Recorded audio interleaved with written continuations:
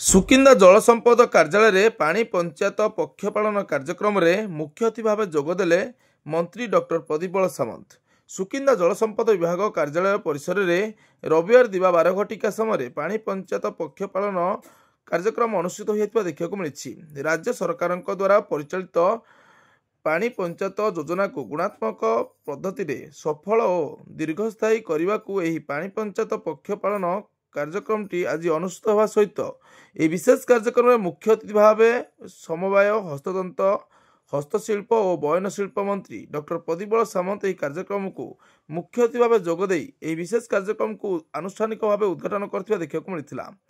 सुकिंदा अधीक्षण जंत्री इंजीनियर बाबुला कुमार बेहरा अध्यक्षतार अनुष्ठित यह कार्यक्रम में जायका प्रकल्पर मुख्यमंत्री इंजीनियर श्वेत कुमार जाली द्वारा जायका प्रकल्प सविशेष तथ्य प्रदान करने सहित सहभागी जलसेचन परिचालना माध्यम समस्त चाषी मिलमिशी सुषम तथा समानुपातिक जल बंटन को गुरुत्व प्रदान करी जल बंटन जनित विवादर गणतांत्रिक पद्धति आपस समाधान कराजिबो बोली से वार्ता देथिले। सेवांचल क्षेत्र नाली और निष्कासन नाली इत्यादिर उत्तम रक्षणाबेक्षण द्वारा खरीफ ऋतुर बलका जल को संरक्षण करी रबी ऋतु रे उपयोग करने को सुबंदोबस्त करा संपर्क में एठारे सूचना प्रदान करथिले। फसल विविधीकरण अर्थकारी फसल उत्पादन और जलवायु अनुकूल चाषी पद्धति उपयोग करी कृषक समाज जीवन जीविकार मान वृद्धि पाई होइतिबा योजना संपर्क में मध्य एही पानी पंचायत पालन कार्यक्रम रे सूचना दिया। यह विशेष कार्यक्रम पाई स्थानीय अंचल विभिन्न विद्यालय रे प्रस्तुता प्रबंध चित्रांकन प्रतियोगिता कराइथिला।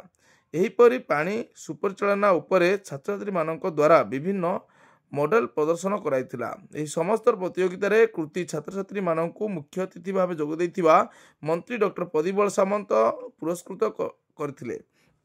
स्थानीय गौरांग महाप्रभु उच्च विद्यालय छात्र छात्री द्वारा स्वागत संगीत गान कराइथिला। एही विशेष कार्यक्रम रे अन्य मानक मध्य स्वतंत्र भू अर्जन अधिकारी शरत बाग, सुकिंदा तहसीलदार मानस रंजन त्रिपाठी, जिला परिषद प्रताप केशरी पट्टनायक, सरपंच नववती साहू प्रमुख उपस्थित थिले। कार्यक्रम शेष में इंजीनियर संदीप्ता साहू धन्यवाद अर्पण करथिबा देखिବାକୁ मिलिथिला। आज पानी पंचायत ये सप्ताह पक्षपालन होतला। एथे सब चाषी भाई माने आसी पहुंचीथिले जो माने पानी पंचायत रे अछंती कर्मकर्ता एवं किछि बुद्धिजीवी मध्ये आस्थिले। जाऊ बहुत जिनस मॉडल मध्ये पिला माने तयारी करते देखेले पानी केमि संचय करिवो ता बाबद एवं छोट छोट कुनी पिला माने मध्ये तांकर स्वागत भाषण स्वागत नृत्य प्रदर्शन देखेले एवं पानी की केमि संचय करिया पानी की नष्ट करिवा नै एवं चाष काम रे लगेइबा। पृथ्वी रे जेति पानी तार 1% पानी होची पीवा पानी कि ता व्यवहार योग्य पानी से 1% पानी की किभली भाबे हम संचय करिया ताको ठीक बाटे उपयोग करिया विनियोग करिया से बाबद आज सचेतन कार्यक्रम थिला। एवं समस्त को बुझाला पानी नष्ट करिवे नाही केते हेक्टर जमी पानी जलसेचन हेची रेंगाल द्वारा जायका प्रकल्प द्वारा केते पानी व्यवहार योग्य हेची सब जिनस गोटी गोटी बुझेले। बहुत जाऊ पक्षपालन आज अवसर रे माने उपस्थित थे समस्त कुछ सचेतन हेले और आपको गाँव मानक लोक मान पहुंचे आउर अवेयरनेस करने बहुत भल संगठन समस्त धन्यवाद। मुझे श्वेत कुमार जाली मुख्य जंत्री जायका प्रकल्प ब्राह्मणी इलेक्ट्रिक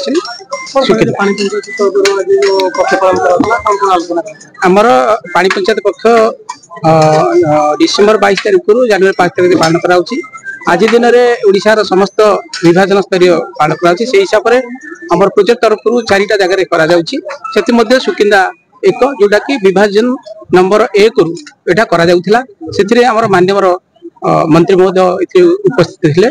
से तांकर वैल्यूएबल समय इतरे से बहुत संक्षिप्त रे समस्त को बुझेले जे आमर जेति कि जल उत्स ये अवेलेबल अच्छी आम ताकू सुचारू रूपे केमती व्यवहार करवा यार सदुपयोग करवा नष्ट करवा नहीं जहा फल आमर जेति कि अंचल आम चाषबास कर पारे यार बुद्धि।